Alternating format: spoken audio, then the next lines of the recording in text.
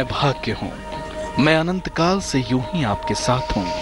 मैं हर रोज आपके लिए कोई न कोई नई सीख लेकर आता हूँ, जो आपके जीवन को सुगम और सरल बनाने के साथ ही आपको सफलता का मार्ग दिखलाती है। तो आज मेरे पिटारे में आपके लिए कौन सा सबक है, चलिए उसे जानते हैं। दरअसल आज मैं मानव जीवन के एक गूढ़ रहस्य से पर्दा उठाने जा रहा हूँ। इंसान हमेशा से ही ईश्वर के अस्तित्व को लेकर कई धारणाओं में फंसा हुआ है। कोई कहता है कि वो ईश्वर को देख सकता है, तो कई ईश्वर को महसूस कर पाते हैं, वो ऐसा दावा करते हैं, और कुछ तो ईश्वर को मानव के रूप में ही पहचान लेते हैं। तो आखिर सत्य क्या है, ईश्वर कहाँ है और मनुष्य उन्हें क्यों नहीं देख पाते? इन सभी प्रश्नों का उत्तर एक कहानी के जरिए बताऊंगा। पर पहली 4 राशियों के हाल की।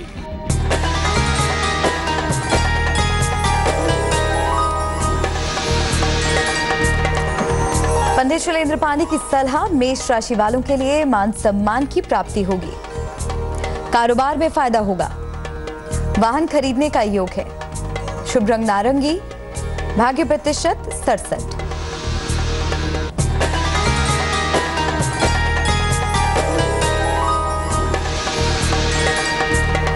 वृषभ राशि, संतान की प्राप्ति के योग है। रोजगार में सफलता मिलेगी। आर्थिक लाभ हो सकता है। शुभ रंग आसमानी। भाग्य प्रतिशत 54।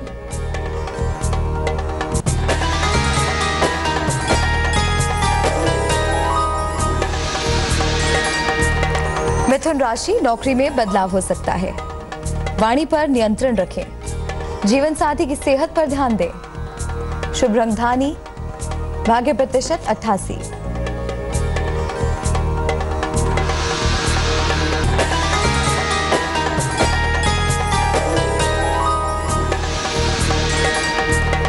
कर्क राशि, जीवन साथी की उन्नति होगी। संपत्ति का लाभ होगा। धन लाभ होगा। शुभ रंग पीला। भाग्य प्रतिशत 94। हाँ, तो चलिए आपको आज की कहानी सुनाता हूँ। बहुत पुरानी बात है।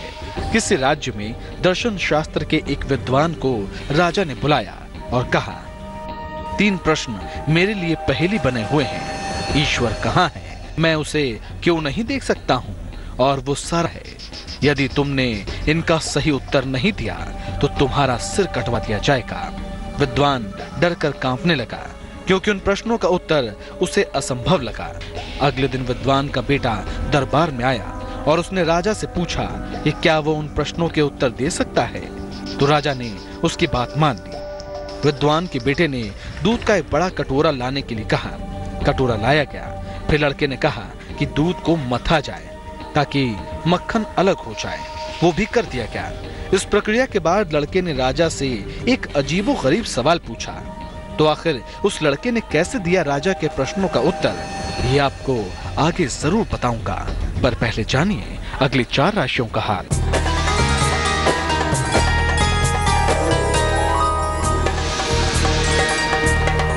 सिंह राशि, वाद विवाद से बचें। बॉस से तनाव हो सकता है। संतान पक्ष से लाभ होगा। शुभ रंग लाल। भाग्य प्रतिशत 83।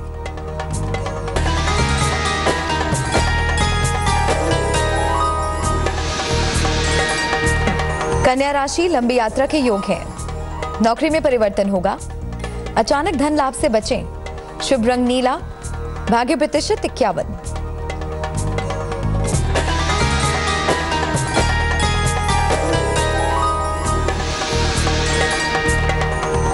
तुला राशि, कला और फिल्म के लोगों को लाभ होगा। किसी दोस्त से मुलाकात होगी। संपत्ति खरीदेंगे। शुभ रंग क्रीम। भाग्य प्रतिशत 78।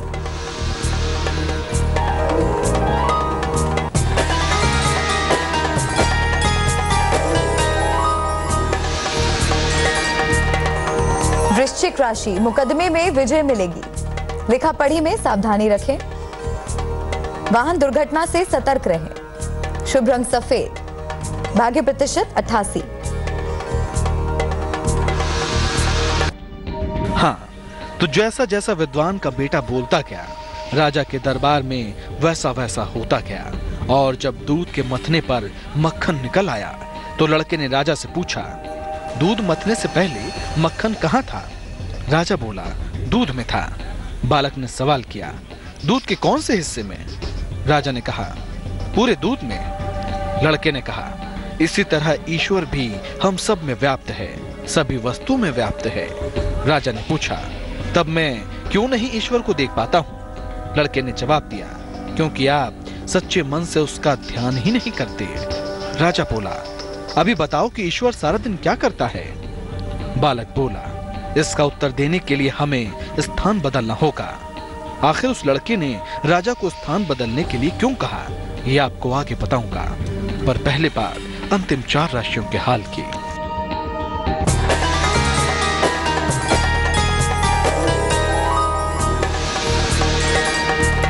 धनु राशि, प्रेम संबंधों में तनाव हो सकता है, जरूरी फैसला लेने से बचें, मान सम्मान पर ध्यान दें। शुभ रंग गुलाबी, भाग्य प्रतिशत 67।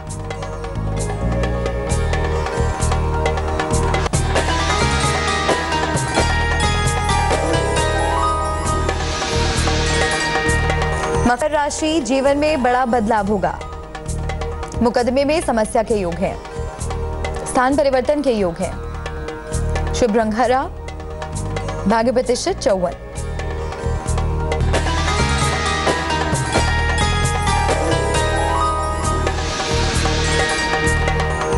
कुंभ राशि, रोजगार में लाभ होगा, उपहार का लाभ मिलेगा, गुस्से पर काबू रखें।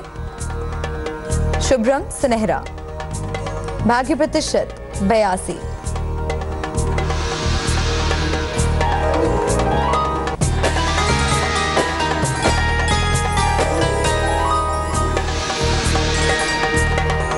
मीन राशि, रुका हुआ धन मिलेगा, मान सम्मान की प्राप्ति होगी, सेहत में सुधार होगा। शुभ रंग सफेद, भाग्य प्रतिशत 97। हाँ, तो जब लड़के से राजा ने पूछा कि आखिर ईश्वर पूरा दिन क्या करते हैं, तो इस प्रश्न के उत्तर को पाने के लिए लड़के ने राजा से स्थान बदलने का आग्रह किया और कहा कि आप यहाँ आ जाएं और मुझे राज सिंहासन पर बैठने दें। राजा ने उसकी प्रार्थना स्वीकार कर ली। बालक ने कहा, एक क्षण पहले आप यहाँ थे और मैं वहाँ, अब दोनों की अवस्थाएं उलट गई हैं। ईश्वर हमें उठाता है और गिराता भी है। एक जन्म में हमें ऊंचे पद पर प्रतिष्ठित कर देता है तो दूसरे में नीचे कर देता है। कई बार एक ही जन्म में स्थितियां बदलती रहती हैं। लड़के के इस जवाब से राजा की आंखें खुल चुकी थी, क्योंकि वो समझ चुका था कि ईश्वर सब कुछ देखता रहता है और जरूरत पड़ने पर मनुष्य को उसके कर्मों के अनुसार परिणाम भी देता है। तो आखिरकार राजा लड़के के जवाब से प्रसन्न हुआ और उसने विद्वान और उसके पुत्र को सम्मानित किया। तो कुछ समझे आप, जिस ईश्वर की तलाश में आप कब से भटक रहे हैं वे तो आपके साथ ही हैं। मैं तो कहता हूँ कि ईश्वर तो हर मनुष्य के तन में भी है, बस उन्हें पहचानिए और उनके प्रति अपना जीवन समर्पित कर दीजिए।